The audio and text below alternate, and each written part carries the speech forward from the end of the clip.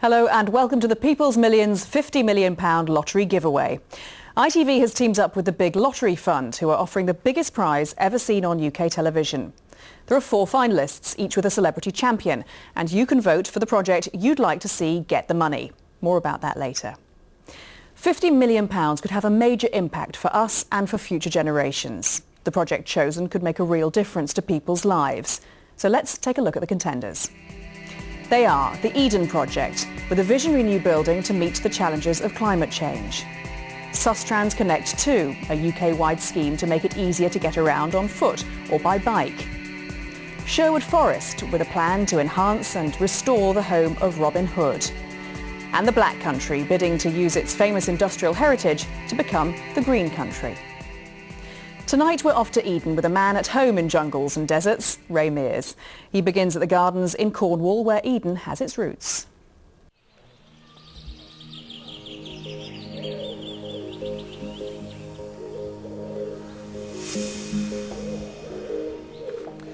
For 70 years, the gardens of Heligan House, once the greatest pleasure gardens in England, were overgrown, derelict and dying from neglect. Frankly, all of the hard work that had gone into creating this incredible vision was going to waste. To change it required a different vision and a remarkable individual.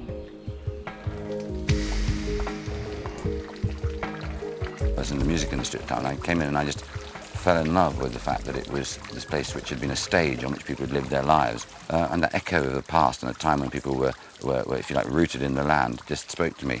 That sounds a bit pretentious, but I fell in love with it and I gave up my music business career in about 45 minutes and decided to restore it.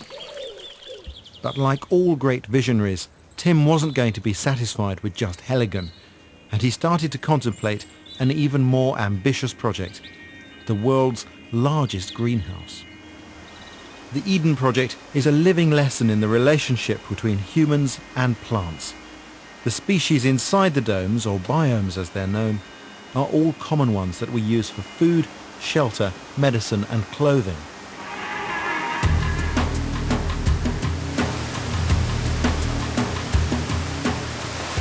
This place is incredible. You can see how popular it is with tourists. And the moment you step in here, the smell, the whole atmosphere is rainforest. My mind is going straight into jungle mode.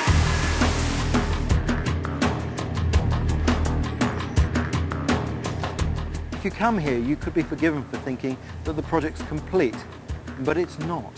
There's one last evolution that has perhaps the greatest potential to enhance our understanding of our relationship with nature and the environment of the planet Earth itself, as we take life ever closer to the edge.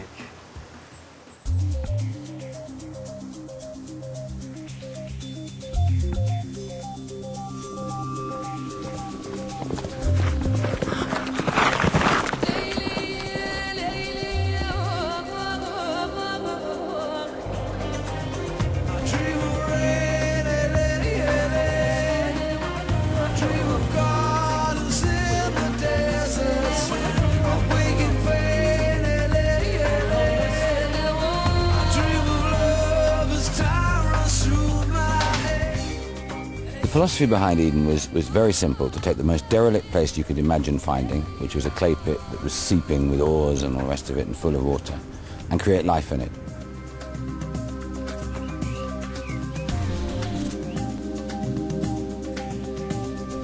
The edge, if you like, is the final part of the jigsaw. If what you see behind me is a shop window of the plant kingdom, the last building, the edge, is about the human story. What is this? What is the people part of it?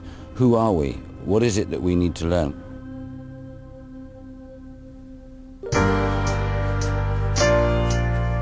Imagine, if you will, a desert landscape, dunes going on into the distance, but in the near vision you have 2 big Bedouin tents lifting to the top, and you get some idea what it is like, built in the material of the biomes here.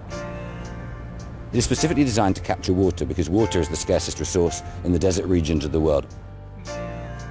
What the edge is about scarcity. It's about living within limits. So we want to not only capture the water, but bring it very visibly down the center of the building. And you'll have these chutes that bring it down, so when it rains, you'll get flash flooding.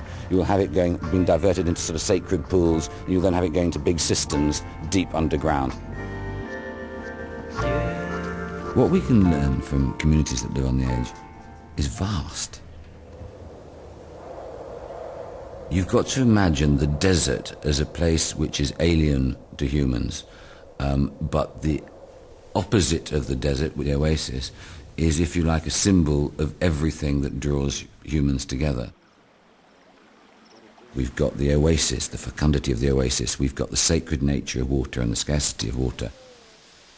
There will, of course, be the plants of the desert as well exhibited, because those plants are very curious creatures indeed and have an enormous range of adaptive behaviours which enable them to survive in unbelievably unforgiving surroundings.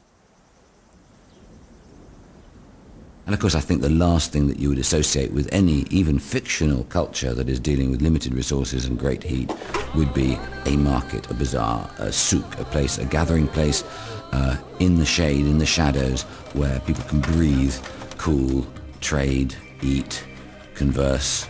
A hubbub, a great hubbub. If I had to sum up after the descriptions that we've given of what it might be like in this building, I think what it really boils down to is that almost every great religion in the world, when you look at where the moments of philosophical transformation occur, they are deserts. They're where people went to actually think. It's about the sheer fear and exhilaration of realizing for the first time, when all of the excrescence of life is taken away from you, about what is important. So the desert is both a literal place to have a look at Eden, but it's actually a metaphor for actually looking at what it is to be human.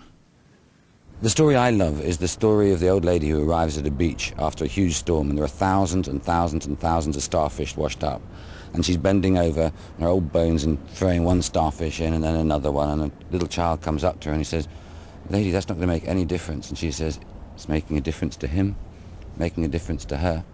Now, if everybody can start to realise that if we can all make those little differences, we can stack up to a heck of a lot of differences and actually start to work with the grain of nature, we can change this planet in a very short period of time. I truly believe that.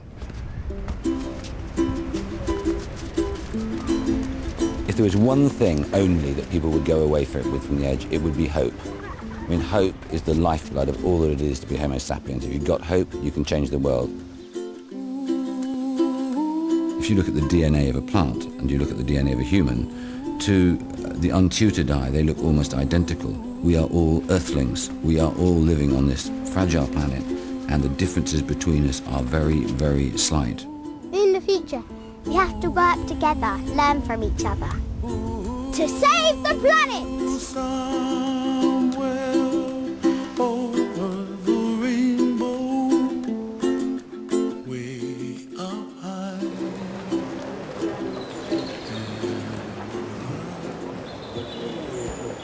Well, one of the most important things here at Eden is a recurring theme, and that's stewardship of our planet. And I've got with me future stewards of the Earth itself.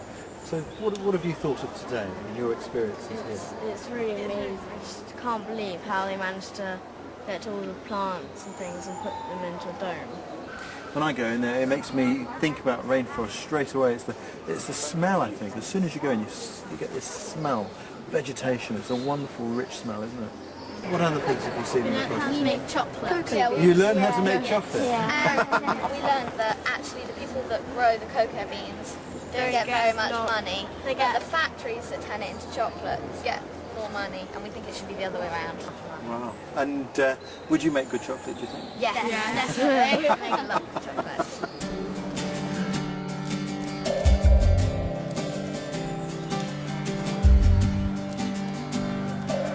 I really love coming here, and that's not just because I have a passion for plants, but because I find the whole project so inspirational. It's very thought-provoking. When it comes to the edge, that's going to be tackling some of the most important issues for our species in the coming decades. And when you vote for the edge, you're helping to contribute to the understanding, the education, and the tools that future generations are going to need in their stewardship of our planet.